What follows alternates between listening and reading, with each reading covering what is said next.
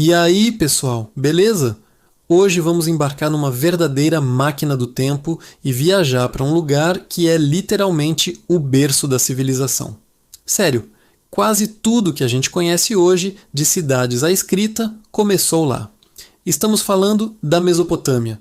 Então, se prepara, pega sua pipoca, porque a aula de história de hoje vai ser mais legal que maratonar sua série favorita. Primeiro, vamos entender o que significa Mesopotâmia. O nome vem do grego e quer dizer terra entre rios. E que rios, hein? O Tigre e o Eufrates. Pensa num lugar que era super fértil por causa desses dois rios.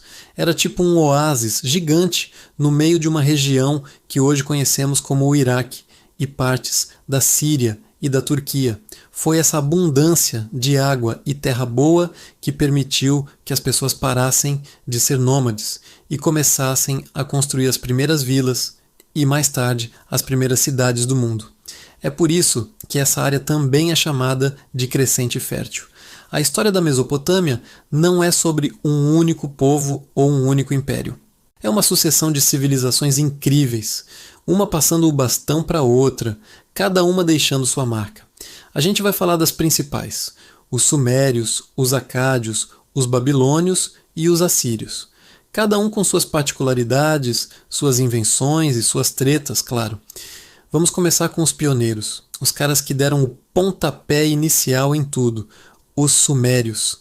Por volta de 4000 a.C., eles chegaram na área e simplesmente revolucionaram o rolê. Eles não formaram um império unificado, mas sim um monte de cidades-estado independentes, como Ur, Uruk e Eridu. Cada uma tinha seu próprio governo, seu próprio rei, que era visto como um representante dos deuses na Terra. E falando em deuses, a religião era o centro de tudo na vida suméria. Eles eram politeístas, ou seja, acreditavam em vários deuses, cada um ligado a um elemento da natureza ou aspecto da vida. No centro de cada cidade, eles construíam templos gigantes em forma de pirâmide escalonada chamados zigurates. Era ali que eles faziam suas oferendas e rituais, tentando manter os deuses felizes. Mas a maior, a mais incrível invenção dos sumérios, que mudou a história da humanidade para sempre, foi a escrita. A escrita cuneiforme. Imagina só, antes disso, não tinha como registrar nada. Conhecimento era passado de boca em boca. Com a escrita, eles podiam registrar leis, transações comerciais, histórias, poemas. Eles usavam estiletes de junco para fazer marquinhas em forma de cunha em tábuas de argila mole, que depois secavam ao sol. É por causa dessas tábuas que a gente sabe tanto sobre eles hoje. Além da escrita, os sumérios eram feras na matemática e na astronomia.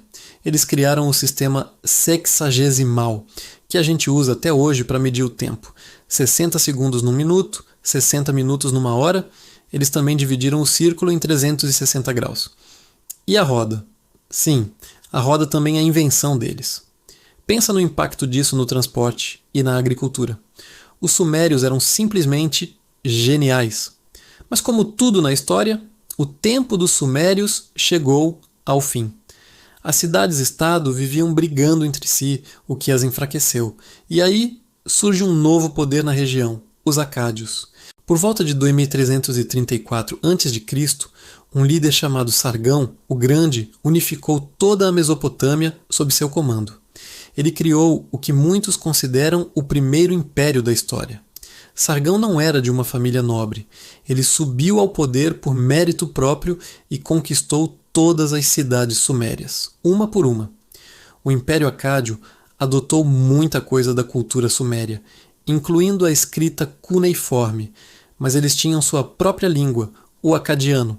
Esse império durou cerca de 150 anos, até que por causa de invasões e revoltas internas, ele também se desfez. Depois de um período de caos, uma cidade que antes não era tão importante começa a ganhar destaque, a Babilônia. E com ela vem um dos nomes mais famosos da história antiga, Hammurabi.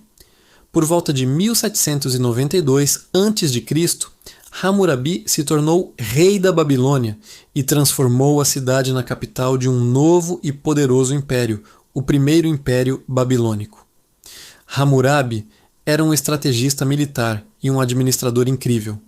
Ele expandiu seu território e, para manter tudo organizado, ele criou algo revolucionário, um código de leis escrito, o famoso Código de Hammurabi. Talvez você já tenha ouvido falar da lei de olho por olho, dente por dente. Essa é a base do código dele. A ideia era que a punição deveria ser proporcional ao crime. O código tinha quase 300 leis gravadas numa estela de pedra gigante, e elas cobriam tudo. Propriedade, comércio, família, crimes. Era uma forma de garantir que a justiça fosse a mesma em todo o império e não dependesse do humor do juiz local. Era um avanço gigantesco para a sociedade. Os babilônios também eram excelentes astrônomos. Eles mapearam as estrelas, criaram os signos do zodíaco e conseguiam prever eclipses. A matemática deles também era super avançada.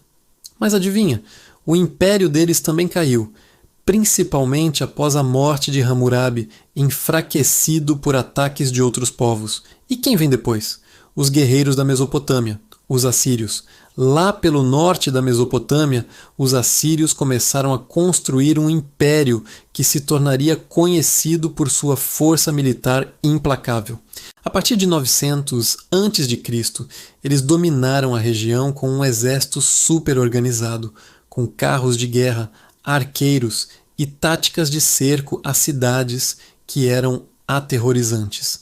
Eles eram conhecidos por serem bem cruéis com os povos conquistados, o que ajudava a manter todo mundo na linha pelo medo. A capital do Império Assírio, Nínive, era uma cidade magnífica. O rei Assurbanipal, um dos últimos grandes reis assírios, não era só um guerreiro, mas também um amante do conhecimento. Ele construiu em Nínive uma biblioteca gigantesca, a primeira biblioteca sistematicamente organizada do mundo. Ele mandou escribas por todo o império para coletar e copiar textos antigos, incluindo os textos sumérios e babilônicos. Graças a ele, obras como a Epopeia de Gilgamesh, uma das histórias mais antigas da humanidade, foram preservadas, mas a brutalidade dos assírios acabou se voltando contra eles. Os povos dominados se uniram e, em 612 a.C., uma coalizão de babilônios e medos destruiu Nínive e pôs um fim ao Império Assírio. E aí, a Babilônia ressurge das cinzas. É o chamado Império Neobabilônico ou Segundo Império Babilônico. O rei mais famoso dessa época foi Nabucodonosor II. Ele reconstruiu a Babilônia, transformando-a na cidade mais espetacular do mundo antigo. Foi ele quem construiu os famosos Jardins Suspensos da Babilônia, uma das 7 maravilhas do mundo antigo, supostamente para agradar sua esposa, que sentia falta das montanhas de sua terra natal. Ele também construiu o imenso Portão de Estar, todo decorado com tijolos azuis e figuras de animais. Foi também durante o reinado de Nabucodonosor que os hebreus foram levados como cativos para a Babilônia, um evento muito importante narrado na Bíblia. A Babilônia se tornou um símbolo de poder e luxo, mas a história da Mesopotâmia, como uma potência independente, estava chegando ao fim. Em 539 a.C., o Império Persa, liderado por Ciro, o Grande, conquistou a Babilônia. E com isso, a longa e fascinante era das civilizações mesopotâmicas se encerrou e a região passou a fazer parte de impérios ainda maiores. Então vamos recapitular o legado incrível que esses povos nos deixaram. A gente tem a escrita, a roda, as leis, a divisão do tempo em horas e minutos, a astronomia, os signos do zodíaco, a arquitetura com arcos e abóbadas, cidades planejadas. A lista é infinita.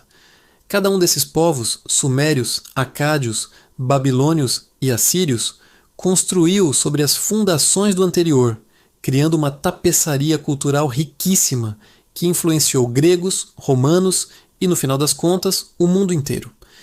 Entender a Mesopotâmia é entender o ponto de partida da nossa própria história. É ver como a necessidade e a criatividade humana transformaram um simples vale fértil no berço de tudo o que chamamos de civilização.